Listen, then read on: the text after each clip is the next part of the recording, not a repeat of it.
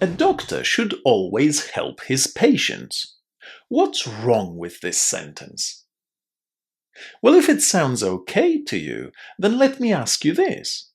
How do you know that the doctor is a man?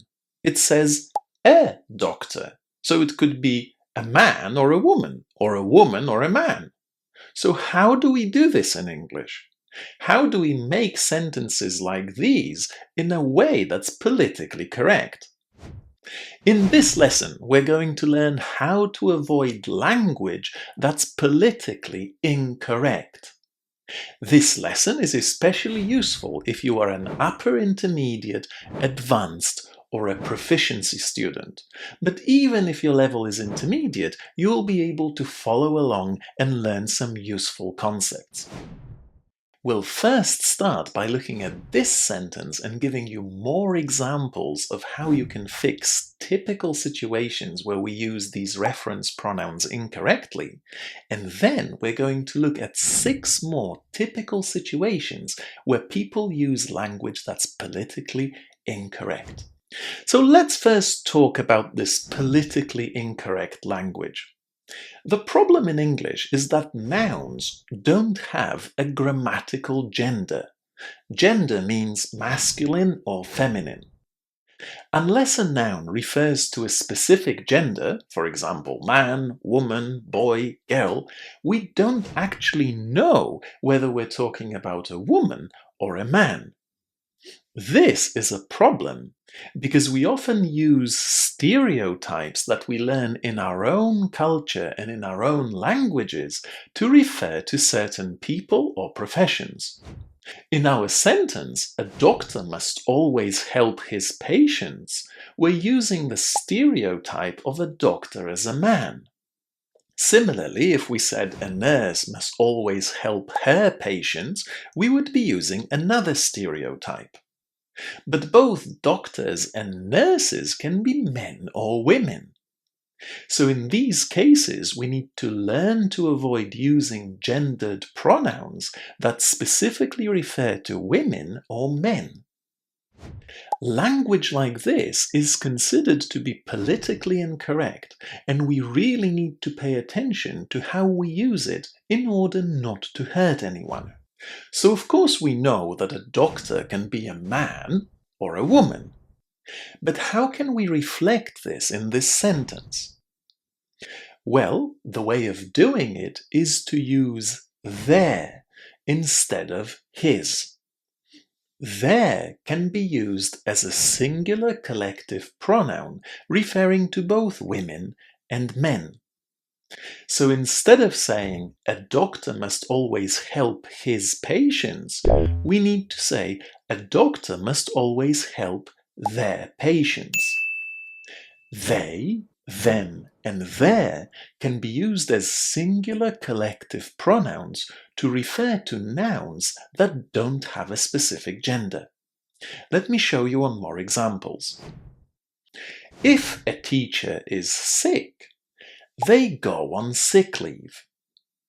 In here we're using they to refer to a teacher because they can be both women and men.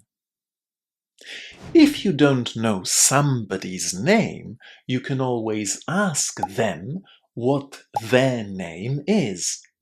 In here we're using both a reference and a possessive pronoun to refer to someone. And even though someone is a singular pronoun, we don't know the gender of the person this sentence refers to. Because of that, we're going to use them and their as singular collective pronouns. And this is actually a good point. If you use words like someone, everyone, somebody, everybody, you really need to pay attention to how you use reference pronouns in these cases. Even though all those pronouns ending in buddy and one are singular in English, you need to use they, them, and their when you refer to them. Let's now have a look at 6 more situations where learners of English go wrong by using politically incorrect language. For each situation, I'm going to show you 2 sentences, and you'll have 2 tasks to do. As you read the sentences, first try to identify where the politically incorrect language is.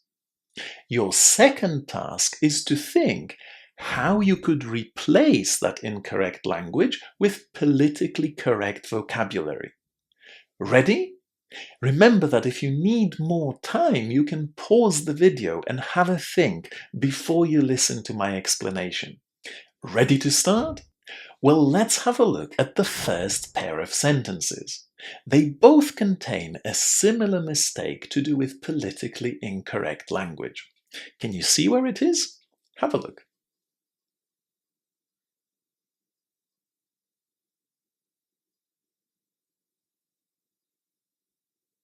The politically incorrect language in the first sentence is the word spokesman. Again, we don't know if it's a woman or a man, so we shouldn't be saying spokesman. How could we replace it to be more politically correct?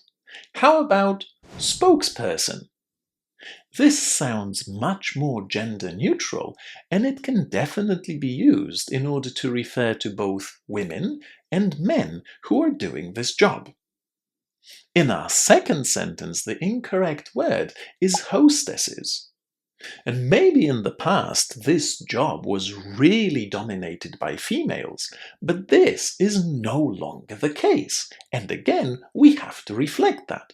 So how can we replace the word hostesses here? Well, a lot of people say flight attendant. And flight attendant is not a bad choice because attendant is kind of gender neutral. But these days, it's far better to refer to anyone working on the plane as the crew. So instead of saying flight attendants will be serving refreshments, we should say the crew will be serving refreshments. This is a far better choice linguistically and in terms of political correctness. Now let's have a look at another typical situation where people use gendered language. Have a look.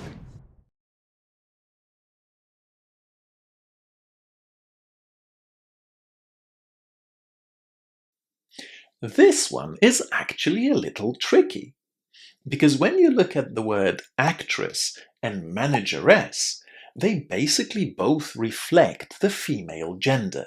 And some people may think, well, yes, that's necessary. But it's actually incorrect because it mentions people's gender completely unnecessarily.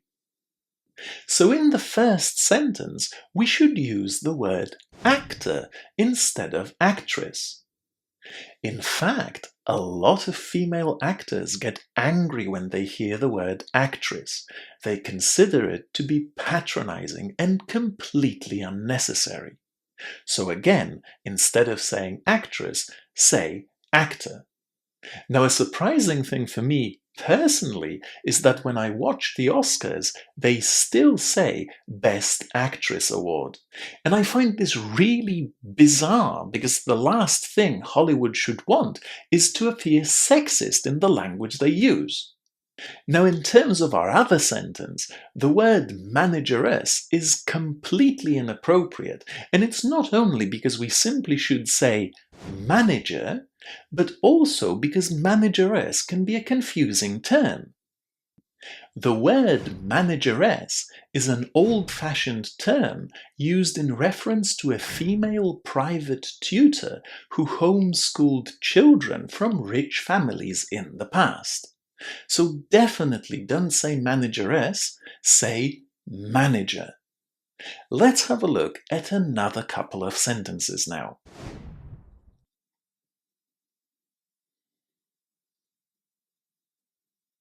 In these two sentences, the politically incorrect words are manned and mankind.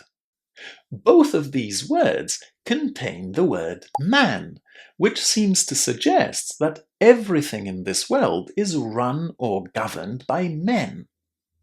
So, mankind should be humankind.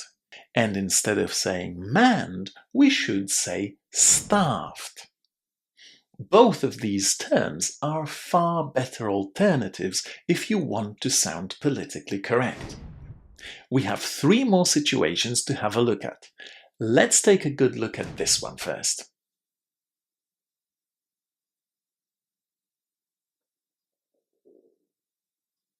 So in here, I sincerely hope that you said the word girl was politically incorrect.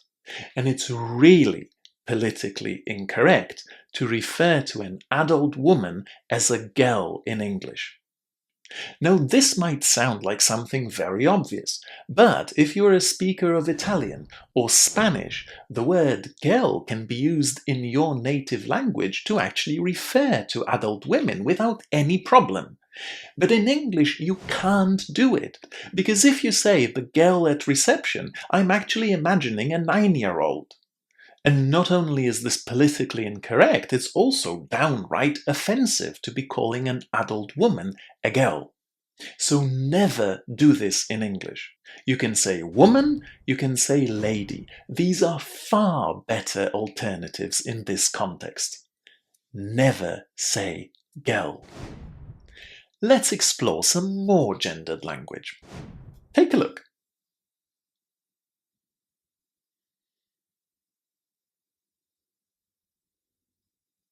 In here, we're using the word workmate and colleague in a very stereotypical way. We are assuming that a person who makes offensive comments or sexist remarks must be a man. But that's not necessarily true, is it? Both men and women can be equally offensive at work, so we need to try to avoid using any gendered pronouns in order to refer to them. As we said before in our examples of teacher and doctor, we should be using they, them, and their as singular collective pronouns. So in here we're going to use the pronoun them to refer to the word colleague and their to refer to workmate in the other sentence. Now, one more situation to go, and this is actually a really interesting one. Have a look at these sentences.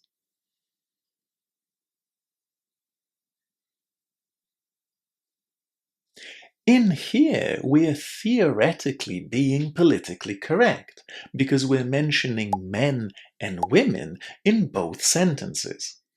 However, these are fixed phrases, and we have got used to using them putting men at the beginning. But it doesn't have to be so. Why not women and men? Or girls and boys? While these expressions are fixed, and we shouldn't really change the order because linguistically these are mistakes, many native speakers choose to reverse this order to show their audience that they are very aware of the gender bias in language. Personally, I also do it from time to time because I feel that the language we use often reflects inequality between men and women. So for me, saying women and men or girls and boys is an example of bringing some of that equality back into language. Well, I hope this was interesting and that you have learned something, and that you will also be more confident when it comes to using politically correct English. And in case you've still got energy left in your tank to practice more, check out one of these 2 videos and I'll see you right there.